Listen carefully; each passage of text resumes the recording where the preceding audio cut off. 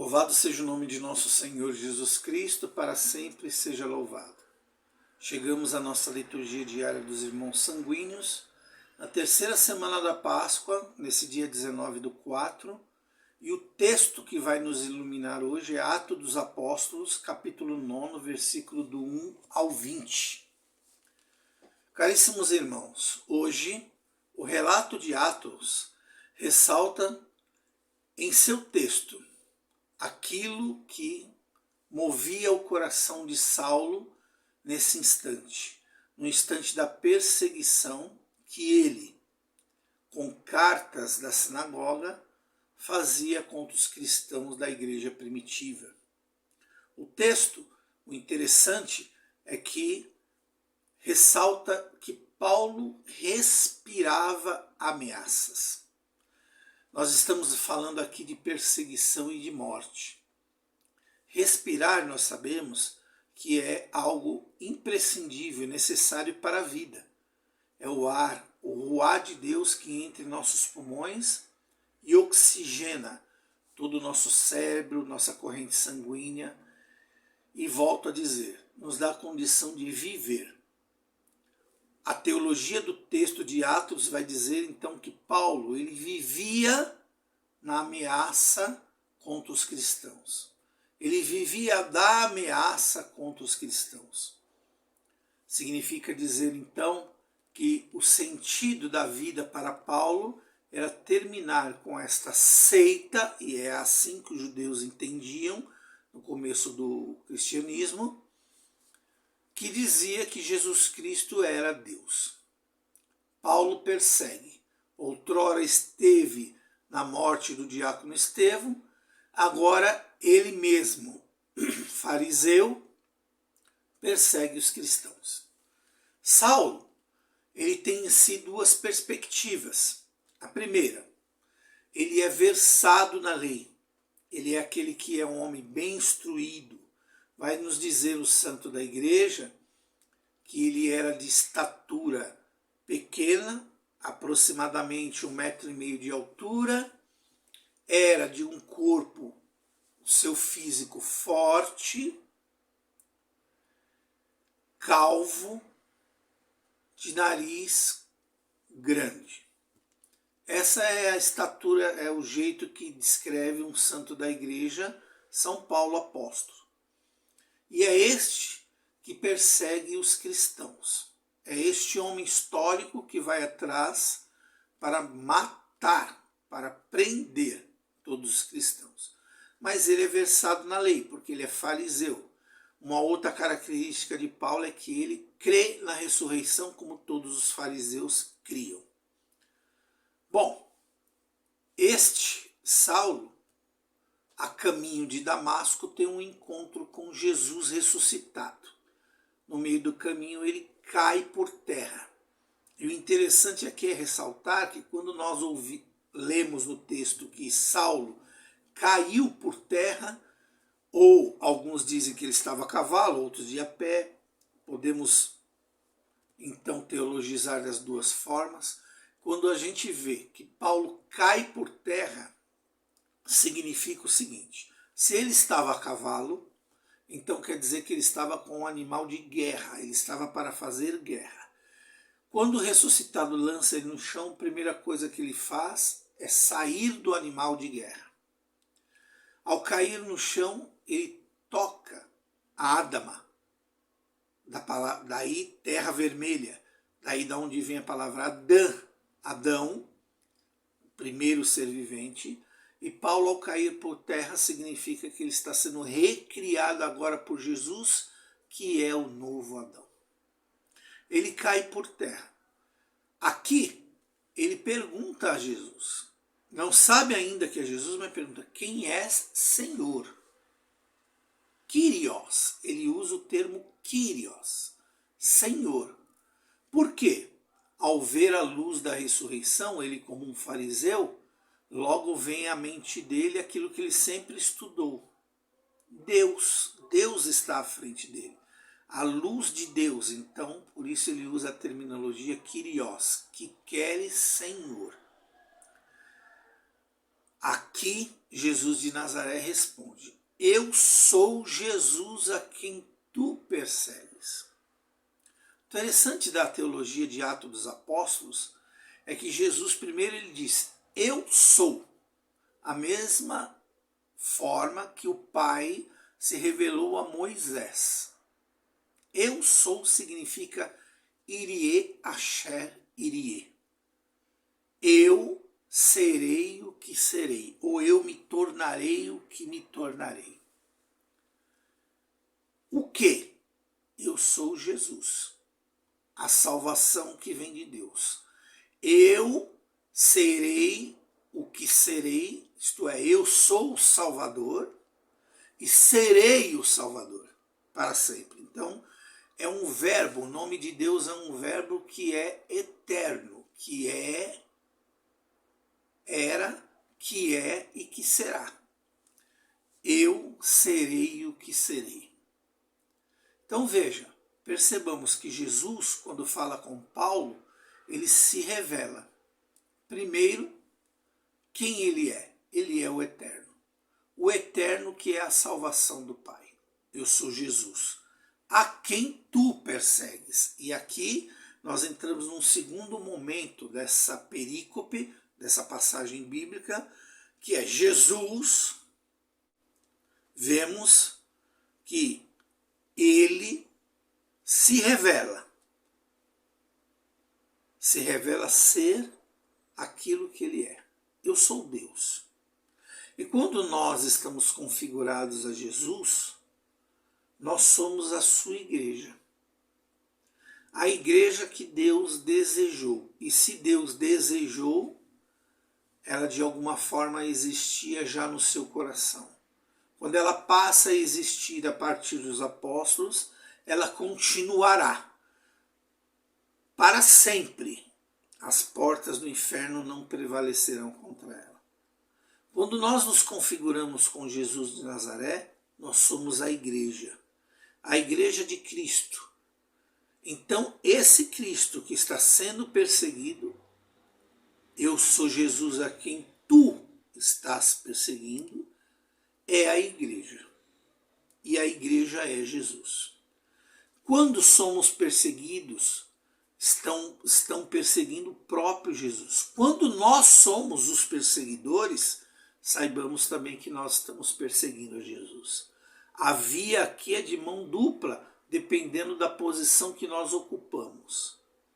Não, diácono, mas fique tranquilo, eu não persigo a igreja. Eu também sou católico. Sim, perseguimos sim. Perseguimos nossos irmãos muitas vezes quando nós não nos configuramos a Jesus. No egoísmo, na mentira, na falsidade, no ódio, no rancor, no desamor, na falta de caridade, no julgamento. Nós perseguimos sim Jesus de alguma forma. E hoje o Senhor vai nos dizer: se persegues a igreja, é a mim que persegues. Mas também somos perseguidos. Saibamos nós que quando estamos sendo perseguidos, é a Cristo que estes algozes da igreja, esses algozes de Cristo perseguem. Saibamos, tenhamos tranquilidade, porque se perseguiram a Jesus, a igreja também será perseguida, porque Cristo é a igreja. No entanto, nós devemos perceber agora, num outro momento, porque hoje a passagem bíblica ela vai entrando com vários personagens. Nós vimos aqui Saulo, nós vimos Jesus e agora Ananias. Jesus aparece a Ananias e fala com Ananias em oração. Ananias, que significa Deus que é misericordioso. Agora, em um outro momento dessa passagem bíblica, um outro ensinamento. Ananias, ele dialoga com Deus. Ele dialoga, mas ao dialogar antes, ele se coloca de maneira profética. Estou aqui, Senhor, ou eis-me aqui, Senhor. Quando Deus fala conosco em oração, é assim que nós devemos responder: eis-me aqui, isto é, estou à sua disposição. eu sou o profeta que te serve, eu sou a profetisa que te serve. Estou aqui. E aí o Senhor fala de Saulo, que está à rua direita, para que Ananias vá lá impor as mãos sobre ele. Ananias diz: Senhor, mas tu sabes que ele é perseguidor, e Jesus de Nazaré diz: ele será um grande instrumento para mim. O interessante é que Jesus, ele revela uma coisa de Saulo. Quando você entrar naquela casa, você vai ver que Saulo estará rezando. Rezando. Podemos ver então aqui aquilo que Saulo é. Ele é um seguidor de Deus. Ele é um homem fiel ao Senhor. Ele está em oração. Ele só não consegue enxergar Jesus de Nazaré. Ele tem, como um bom judaizante que é, em sua compreensão, o Deus uno. Logo, não pode existir dois. Por isso ele persegue a igreja, por isso ele não entende o que é Jesus de Nazaré. Mas agora, com a queda, com a dimensão adâmica, ele que cai por terra, ele que seus olhos são fechados, ele que fica 3 dias sem comer, ele que fica 3 dias deitado, isto é, morto, precisa ser ressuscitado. Paremos um pouco aqui. Paremos um pouco aqui e vamos pensar. E nós? Será que nós não devemos também passar por essa condição? Será que nós não temos que pedir a Deus para passar por essa condição, que eu morra, Senhor, e eu volte à vida como Paulo, na força da tua ressurreição, como um novo homem, como uma nova mulher? Ele será um instrumento de Deus. Uma outra coisa que nós descobrimos no diálogo de Jesus com Ananias: Jesus não espera a perfeição. Deixa eu ver quem é o perfeito na terra para eu escolher. Porque aí ele não escolheria ninguém. Mas a partir da imperfeição, Deus faz dos seus escolhidos e das suas escolhidas instrumentos poderosos para ele. Ele será um instrumento para mim. Deus escolhe e capacita aqueles que ele escolhe. Deus revela que Saulo vai sofrer por causa dele. Mas a partir da imperfeição, Deus faz dos seus escolhidos e das suas escolhidas instrumentos poderosos para ele. Ele será um instrumento para mim. Deus escolhe e capacita aqueles que ele escolhe. Deus revela que Saulo vai sofrer por causa dele. Saulo irá sofrer por causa da obra de Deus e por causa do próprio Jesus. O texto de Atos, então, nos revela que isto também é para nós. Se seguimos Jesus, se caminhamos com Jesus, saibamos que vamos sofrer por Jesus e sofrer pela obra de Jesus. Não há diferença. Olhemos aí os santos, as grandes santas, os mártires. Olhemos aí a vida da igreja. Quantas pessoas morreram e sofreram, foram perseguidos por Jesus de Nazaré, muitas vezes dentro da própria igreja, entre os próprios irmãos. Pessoas que não gostam de nós, pessoas que julgam a gente sem conhecer a cada um de nós, muitas vezes nós também somos, e o texto deixa claro aqui e volto a relembrá-lo, dependendo da mão que ocupamos, os perseguidores, dependendo da mão que ocupamos, os perseguidos.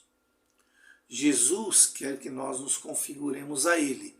Jesus quer que nós sejamos como Paulo apóstolo e não como Saulo. uma outra pessoa dentro desta mesma pessoa. Isto é, deixar a graça de Deus transformar, lapidar. O interessante do texto de Atos, continuando a nossa teologia, é que Ananias, ao chegar e entrar na casa, a primeira ação de Ananias é anunciar que ele está ali em nome de Jesus e impor as mãos sobre Saulo. Receba a graça do Espírito Santo. E o texto diz que ele ficou cheio do Espírito Santo. Um batismo do Espírito Santo. Os dons e a bênção ao seu escolhido. Isto acontece com nós no batismo. Isso acontece com nós também quando nós pedimos o batismo do Espírito Santo ou quando o ungido de Deus impõe as mãos sobre nós e esse ungido ora por cada um de nós. Aqui eu gostaria de me ater nesta homilia e dizer que isso aconteceu comigo, diácono Moisés. Depois de uma imposição de mãos, com a graça de nosso Senhor Jesus Cristo, me tornei uma nova pessoa e caminho agora a minha conversão até o dia da minha morte. Bem, as escamas caíram dos olhos de Paulo. Agora, Saulo vê com os olhos da fé em Cristo Jesus. É outra coisa que nós devemos pedir ao Senhor. Que o Senhor nos dê olhos para ver através dos olhos do ressuscitado. Acontece aqui em Saulo um redimensionamento da fé. Eu não diria uma conversão, mas um redimensionamento da fé. Como seria? Paulo olha para Deus Todo-Poderoso e o serve por toda a vida. O Espírito Santo o desloca de lado e ele consegue ver que esse Deus é refletido em Jesus de Nazaré. É o redimensionamento da fé em Saulo, que agora é Paulo apóstolo. Esse redimensionamento, a chancela desse redimensionamento da fé é o batismo, é o sacramento do batismo que é ministrado por Ananias em São Paulo, em Saulo. Saulo Paulo de Tarso. Foi instruído pelos discípulos, diz o texto hoje. É importante que cada um de nós, nessa caminhada de um novo homem, de uma nova mulher, sejamos também instruídos pelos discípulos de Cristo quando nós lemos os santos evangelhos. Quando nós lemos o Atos dos Apóstolos, quando nós lemos as cartas paulinas, quando nós lemos as cartas católicas e o Apocalipse. Olha aí a instrução, olha aí a tradição e o depósito da fé. Quando nós nos debruçamos sobre o catecismo da Igreja Católica, olha aí o depósito da fé. Quando nós nos debruçamos sobre a vida dos santos, sobre toda a patrologia, olha aí o depósito da fé. Cada um de nós devemos desejar esse momento, ser instruído pelos discípulos através hoje da Igreja, da Sagrada Escritura e da tradição apostólica. Hoje, uma nova vida em Cristo devemos anunciar. Jesus é o Filho de Deus, para a glória de Deus Pai, aquele que morreu e ressuscitou e nos deu a vida. Hoje, me atenho aqui, a Atos dos Apóstolos, para mostrar a ação cristológica sobre Paulo, a ação pneumatológica do Espírito Santo sobre Paulo, que também pode acontecer sobre cada um de nós, basta que busquemos a Deus. Paulo, volto a dizer, era um homem que buscava a Deus e o seu coração era voltado a esse Deus, por isso Jesus o aparece e o escolhe como um grande instrumento de evangelização. A cada um de nós, busquemos o Cristo a cada dia, para que Ele cada vez mais fale ao nosso coração, à nossa mente e ao nosso espírito. Ish que levavô, Ishá que levavô. Deus abençoe a todos vocês, E não esqueçam de se inscrever no nosso canal do YouTube, Irmãos Sanguíneos, e do nosso Instagram, ir.sanguíneos. Deus o abençoe.